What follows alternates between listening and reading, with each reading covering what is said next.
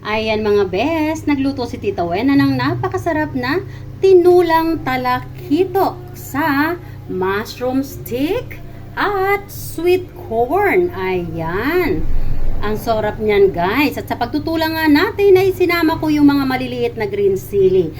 Sobrang sarap niyan guys. Kung paano nga balutuin niya ni Tita Wena, halina kayo at samahan niyo ko. Let's cook! Sobrang sarap nito guys. Let's cook mga basic. Hello mga kabes, mga Kawina TV. At today nga ay naisipan kong magluto ng tinolang isda.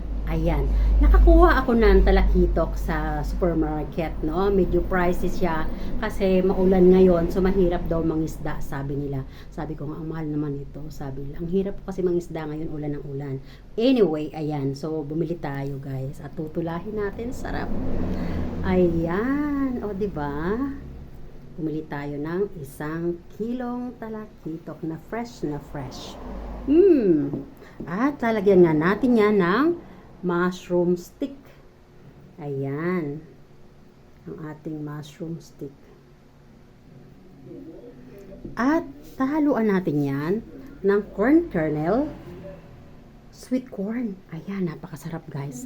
At sa ating pagluluto, syempre hindi mawawala ang ating dahon ng sili. Ayan. Hinarvest ko lang yan sa yard. Mayroong kasamang isang malaki. Ayan guys. Oh. At isasama ko nga pala sa pagtitinola yung maliliit na bunga na yan para masarap. Yung isang bite kasama isang sili. Sarap. Ayan. At syempre pa, hindi mawawala ang ating loya, ginger. Ayan. Medyo generous. At syempre, ang bawang. At ang ating sibuyas. Ayan. Halika na guys, tayo ay magluluto na.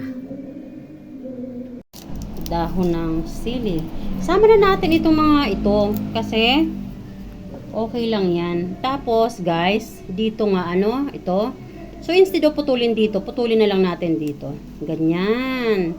So, mas marami tayong makukuha na phosphorus. Yes.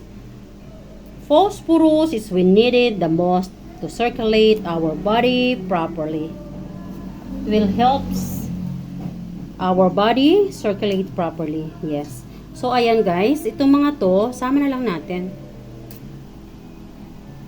Yan.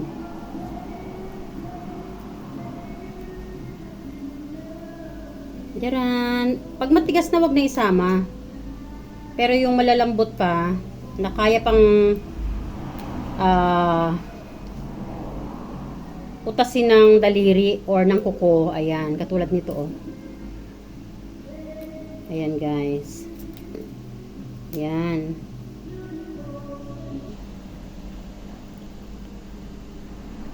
So ayan mga guys. Itong mga to, mga siling green pa, isasama natin yan. Alam nyo ba, masarap yan guys. High of phosphorus. Yan, ayan pa oh. At may mga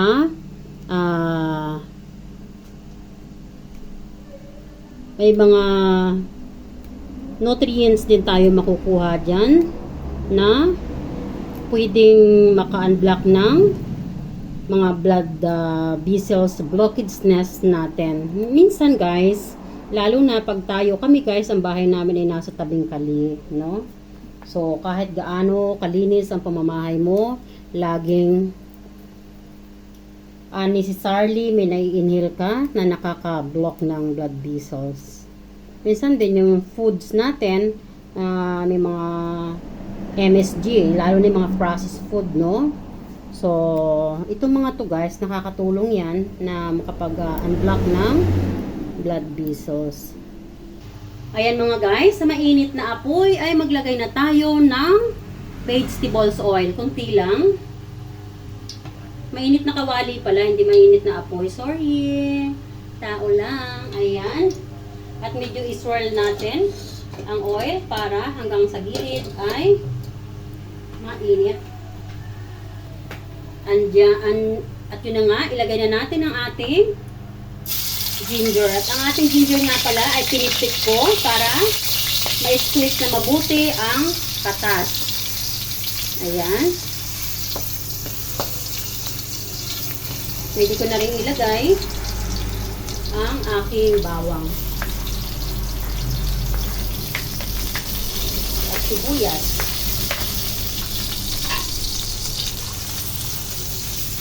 Ayan, hahayaan ko lang muna siya dyan hanggang ma-fry at mag-golden brown. Saka ako ilalagay yung aking sweet corn. Ayan, nag-golden brown na yung other side. Haluin naman natin para maging pantay ang kanyang pagka-golden brown. And then, baliktad natin itong isang ginger na to.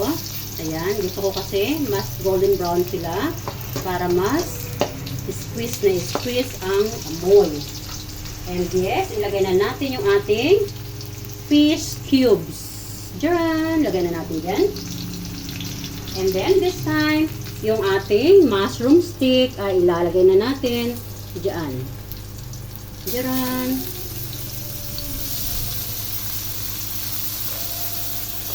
Yan. And now, dyan sa ibabaw ng mushroom ay ilalagay ko na yung ating fish.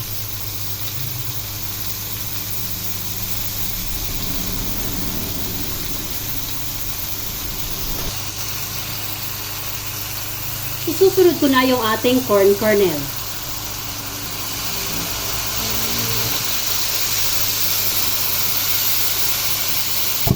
Hinaan ko ng konti yung apoy, masyadong malakas.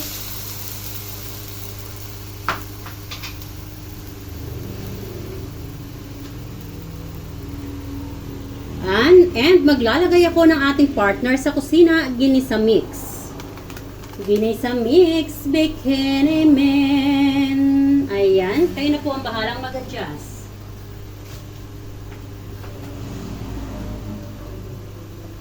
At isusunod ko na nga ang ating durog na paminta. Sa paglalagay po ng durog na paminta, ay kayo na rin ang bahalang mag-adjust. Kung gaano karami yung gusto nyong ilagay. Ako kasi, mas gusto ko na more generous, mas masarap.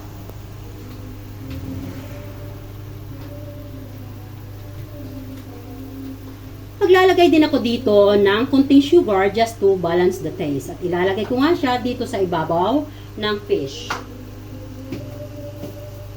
And then now, ay maglalagay na ako ng mineral water.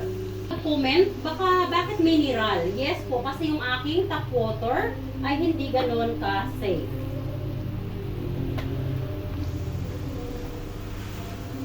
Ayan, maglalagay po tayo ng 300 ml na water.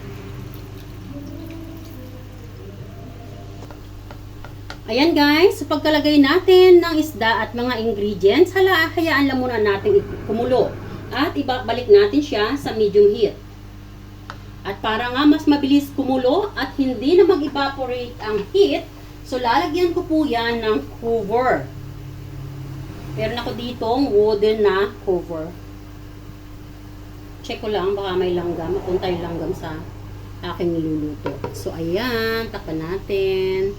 At babalikan natin yan pag kumukulo na. Saka naman natin ilalagay yung ating dahon ng sili. Pero, bago natin ilagay yung dahon ng sili, ay unahin na muna natin itong ilagay.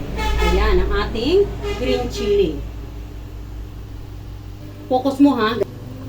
So, ayan guys. Kulong-kulo na nga ang ating niluluto. And now, ay pwede na natin ilagay ang ating dahon ng sili. Jaran! Jaran! Ayan. So, kasama na yung maliliit na sili. Nyam-nyam yan. I love it. Ayan. So, wag na natin haluin para wag ma-deform ang ating isda. Ayan.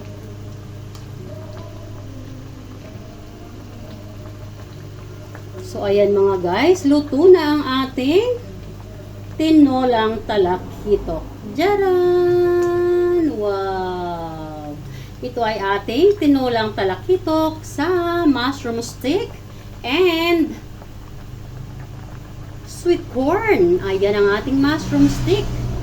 At sweet corn. Ayan. So, halika na. Hinaan na natin ang apoy para hindi ma-overcook ang ating tinulang isda.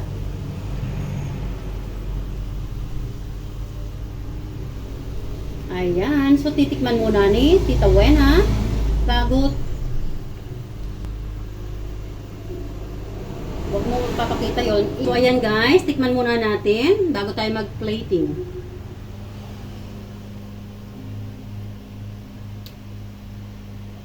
So yummy. Let's eat. Ayan. So, plating na tayo guys. Sobrang sarap. Promise.